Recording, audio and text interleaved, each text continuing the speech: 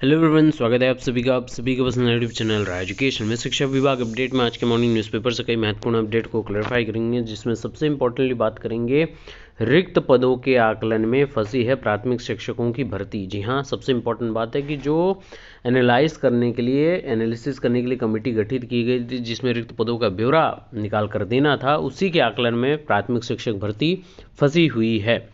दूसरी important update है कि जूनियर एडेड भर्ती अगले हफ्ते जारी होगा इसका रिजल्ट। पेंशन बहाली के लिए मोटरसाइकिल रैली कल और उसका संघनाद आज करने की पूरी तैयारी है। पीजीटी इंटरव्यू में उपस्थिति ने छीना मौका। जी हाँ, रिटन एग्ज़ाम या कह सकते हैं कि परीक्षा का अंक काफ़ी बेहतर रहा, लेकिन उपस्थिति न दर्ज कराने पर इंटरव्यू में उनको चयन से बाहर का रास्ता दिखा दिया गया। ये सबसे बड़ी अपडेट है। तो चलिए सारी अपडेट को क्लैरिफाई कर लेते हैं, वीडियो शुरू करते हैं। तो सबसे इंपॉर्टेंट अपडेट से स्टार्ट करते हैं। रिक्त पदों के आकलन में अटकी प्राथमिक शिक्षक भर्ती 2 माह पहले गठित की गई थी 3 सदस्यीय समिति, और पिछले 2 भर्तियों के ही रिक्त पद हैं करीब 70,000 पद। ये सबसे बड़ी बात है। बेसिक शिक्षा परिषद के प्राथमिक विद्यालयों में रिक्त पद होने का हलफनामा दे चुकी सरकार नई भर्ती के लिए पद विज्ञापित नहीं कर रही है। छात्र के अनुपात में स्वीकृत शिक्षकों के रिक्त पदों का आकलन करने के लिए सरकार ने करीब 2 माह पहले 3 सदस्यीय कमेटी गठित की थी, लेकिन उसकी रिपोर्ट अब तक नहीं मिल सकी है। ऐसे में डीएलएड प्रशिक्षितों को डर है कि भर्ती विज्ञापन जारी करने में हिला हवाली से वह प्रदेश के आसन विधानसभा चुनाव की आचार संहिता में फंस सकती है, और इस कारण भर्ती विज्ञापन जारी कर जल्द से जल्द परीक्षा कराई जाए। तो मेरा यही कहना है कि पूर्व में आप लोगों की एकजुटता का ही प्रभाव देखने को मिला भर्तियां, तो अब आपकी एकजुटता काफ़ी दिनों से ठंडे बस्ते की तरफ है, या कह सकते हैं कि आप अपनी एकजुटता को लेकर ज़्यादा प्रमाणित नहीं कर रहे हैं प्रदेश सरकार के समक्ष या विभाग के समक्ष। तो इस संबंध में डीएलएड प्रशिक्षित बेरोजगार मुख्यमंत्री को पत्र भी भेज चुके हैं। शिक्षकों के रिक्त पदों का आकलन कर रही समिति को भी प्रशिक्षित बेरोजगारों ने बताया है कि प्राथमिक की 69,000 शिक्षक भर्ती में 51,112 पद रिक्त होने का हलफनामा सरकार ने खुद ही सुप्रीम कोर्ट में दिया था। लेकिन यहाँ पर देखिए, इन्होंने गलत लिखा हुआ है कि 69,000 शिक्षक भर्ती में 51,000 रिक्त पद, ऐसा कुछ नहीं है। 69,000 शिक्षक भर्ती की सुनवाई में सुप्रीम कोर्ट में सरकार की तरफ से हलफनामा दाखिल किया गया था कि हम आने वाली नई शिक्षक भर्ती, हमारे पास 51,112 पद खाली हैं। तो कृपया जो भी इसको छापते हो उसका संज्ञान जरूर लें। समिति को अभ्यर्थियों ने यह भी अवगत कराया कि 68,500 की शिक्षक भर्ती में 20,000 से ज़्यादा पद रिक्त हैं, और इसे भी नई भर्ती में जोड़ने की मांग की गई है।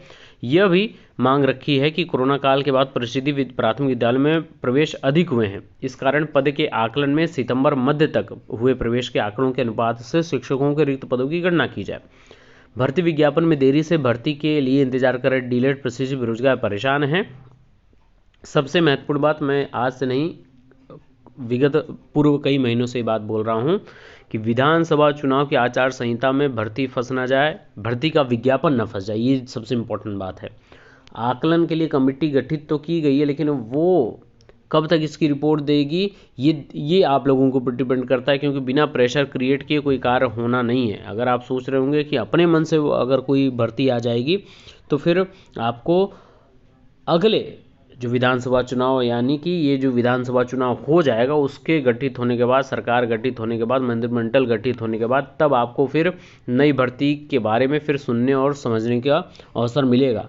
तो विगत 6 महीने तक तो आप फिर ठंडे बस्ते में सारा कुछ क्रियाकलाप, आपकी मेहनत जो है 6 महीने तक फिर रुक जाएगी।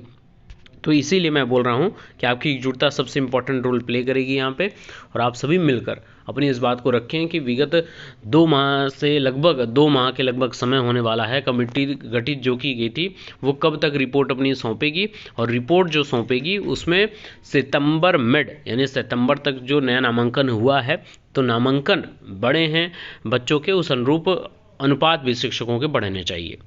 दूसरी इंपॉर्टेंट अपडेट है कि अगले हफ्ते जारी होगा शिक्षक भर्ती का रिजल्ट। सहायक अध्यापक के 1504, प्रधानाध्यापक के 390 पदों पर होनी है भर्ती। प्रदेश के शासकीय सहायता प्राप्त जूनियर हाई स्कूलों, सहायक अध्यापक और प्रधानाध्यापकों के लिए लिखित परीक्षा का परिणाम अगले सप्ताह जारी कर दिया जाएगा। उत्तर कुंजी पर आई आपत्तियों का निस्तारण 8 नवंबर तक पूरा कर लिया जाएगा। और देखने वाली बात यह है कि यहाँ पर पद तो लगभग 1800 के आसपास पद हैं, 1894 पद।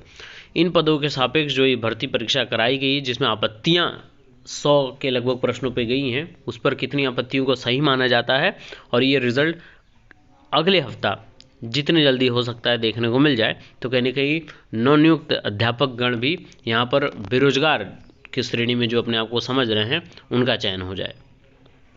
इम्पोर्टेंट अपडेट है कि पीजीटी साक्षात्कार में उपस्थिति के पेंच ने छीना मौका। कला वर्ग की महिला अभ्यर्थी को लिखित परीक्षा में मिले थे 369 अंक, लेकिन चयन बोर्ड ने साक्षात्कार में माना अनुपस्थित और चयन से कर दिया इनको बाहर। प्रवक्ता स्मरण पीजीटी में कला विषय की प्रतियोगी सुरभि भट्ट लिखित परीक्षा में 369.71 अंक पाने के साथ दूसरा स्थान इन्होंने हासिल कर साक्षात्कार के लिए चयनित हुई थी। तय तिथि पर उन्होंने उत्तर प्रदेश माध्यमिक शिक्षा सेवा चयन बोर्ड में साक्षात्कार दिया, लेकिन चयन बोर्ड में अनुपस्थित दर्शाकर 0 अंक दिए जाने से वह चयनित नहीं हो सकी, जबकि साक्षात्कार के अंक को मिलाकर 369 से काफ़ी कम अंक पाने वालों का अंतिम रूप से चयन किया गया है। उन्हें प्रतीक्षा सूची में 7वें स्थान पर रखा गया है। सुरभि ने माध्यमिक शिक्षा सेवा चयन बोर्ड के ईमेल पर प्रत्यावर्तन भेजा है और सुनवाई न होने पर वह कोर्ट का दरवाजा खटखटाने की तैयारी में है। सबसे इम्पोर्टेंट बात यह है कि लिखित परीक्षा में इनका जो है वो दूसरा स्थान था। कला विषय से सफल अभ्यर्थियों के साक्षात्कार के लिए निर्धारित तिथि 9 अक्टूबर को चयन बोर्ड कार्यालय पहुंची। उनका दावा है कि बोर्ड नंबर B13 ने उनका साक्षात्कार लिया। 2 सदस्यीय बोर्ड ने कुछ सवाल पूछने के साथ चित्र भी बनवाया, जिसे उन्होंने बनाया। जब चयन बोर्ड ने अक्टूबर के अंतिम सप्ताह में अंतिम परिणाम घोषित किया तो वह यह देखकर हैरान रह गई कि उन्हें 0 अंक दिए गए हैं। मामले पर चयन बोर्ड ने परीक्षा नियंत्रक एवं उप सचिव नवल किशोर के अनुसार संभव है कि अभ्यर्थी ने साक्षात्कार के स्लिप बनवाया हो, लेकिन साक्षात्कार देने कक्ष में न पहुंची हूं। अभ्यर्थी का दावा है कि उन्हें गलत तरह से साक्षात्कार में 0 अंक दिया गया है। अब देखने वाली बात यह है कि उन्होंने प्रत्यावर्तन दे दिया है और कोर्ट न्यायिक विभाग इस पर क्या कदम उठाता है वो देखने वाली बात होगी। पुरानी पेंशन को लेकर पेंशन बहाली के लिए मोटरसाइकिल रैली कल है और पेंशन संघनाथ रैली की तैयारी में बैठक आज होगी। All teacher employees welfare association अटेवा के आह्वान पर 21 नवंबर को इको गार्डन लखनऊ में होने वाली पेंशन संघनाथ रैली की तैयारी बैठक रविवार को होगी और सेवा योजन मुख्यालय चारबाग में होने वाली इस बैठक को लेकर अटेवा के प्रदेश अध्यक्ष ने बताया कि इसमें प्रदेश, मंडल व जिला संयोजक शामिल होंगे और साथ ही 22 अक्टूबर को जिला मुख्यालय पर हुई पेंशन पदयात्रा की सफलता के लिए पदाधिकारियों को भी सम्मान किया जाएगा। अब होने वाली जो 8 नवंबर को प्रदेश में मोटरसाइकिल रैली निकालकर पुरानी पेंशन सहित अन्य मांगों को लेकर प्रधानमंत्री और मुख्यमंत्री को ज्ञापन भेजा जाएगा। इसको लेकर अब पुरानी पेंशन को लेकर क्या विभाग और सरकार की मंशा है वो जल्द से जल्द सबके समक्ष देखने को मिल जाएगा। बाकी के लेटेस्ट अपडेट के लिए बने रहिए। Best of luck, thank you so much.